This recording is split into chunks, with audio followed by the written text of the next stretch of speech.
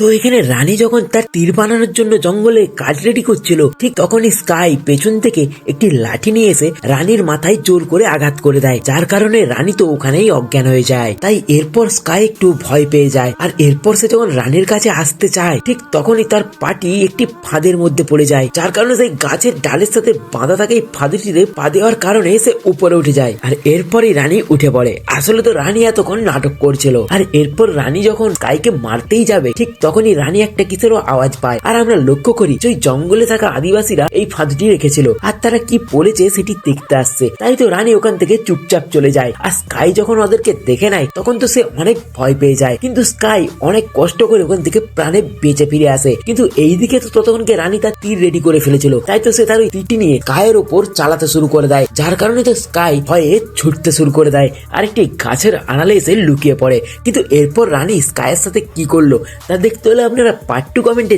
জানাতে বলবেন না।